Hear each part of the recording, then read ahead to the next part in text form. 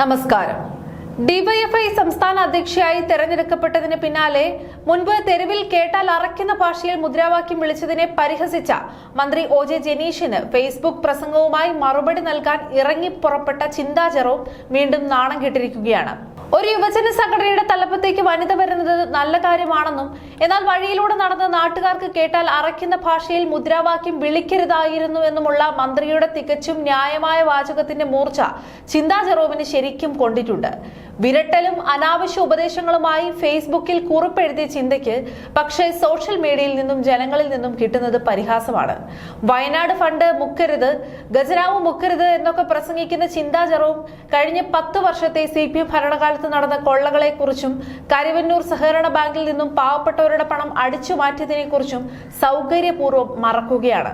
Covid കാലത്ത് ഗ്ലൗസും PP കിറ്റും വാങ്ങി തട്ടിപ്പ് നടത്തിയതും ലൈഫ് മിഷനിൽ കോടികൾ കമ്മീഷൻ അടിച്ചതും സ്വർണ്ണക്കടത്തും ഡോളർ കടത്തും ഒക്കെ ചെയ്തത് സ്വന്തം പാർട്ടിയാണെന്ന യാഥാർത്ഥ്യം നിൽക്കവെയാണ് മറ്റുള്ളവരെ ഉപദേശിക്കാൻ ചിന്ത പേനയെടുത്തിരിക്കുന്നത്.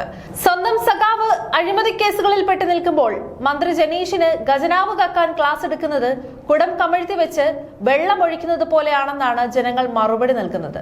തങ്ങൾ പങ്കെടുത്ത പ്രതിഷേധ പ്രകടനത്തിൽ അണിയറയിൽ ഉയർന്നു വന്ന സ്ത്രീവിരുദ്ധ മുദ്രാവാക്യത്തെ വിലക്കി എന്നൊക്കെ ന്യായീകരിച്ച് സ്വന്തം തടി സംരക്ഷിക്കാൻ ചിന്ത ശ്രമിക്കുന്നുണ്ടെങ്കിലും പൊതുനിരത്തിൽ ഡിവൈഎഫ്ഐക്കാർ വിളിച്ചു കൂവാറുള്ള സഭ്യമല്ലാത്ത ഭാഷയെപ്പറ്റി കേരളത്തിലെ ജനങ്ങൾക്ക് കൃത്യമായി അറിയാം.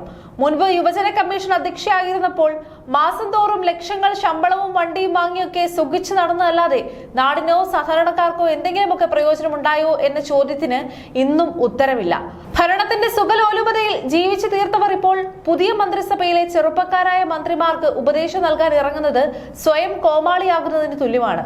മന്ത്രി ജനീഷ് പറഞ്ഞതുപോലെ പറയാനുള്ളത് ചുരുങ്ങിയ വാക്കുകളിൽ കൃത്യമായി പറഞ്ഞപ്പോൾ അത് ഉള്ളിൽ തട്ടിയതിന്റെ അങ്കലാപ്പാണ് ചിന്തയുടെ ഫേസ്ബുക്ക് പോസ്റ്റിൽ കാണുന്നത്.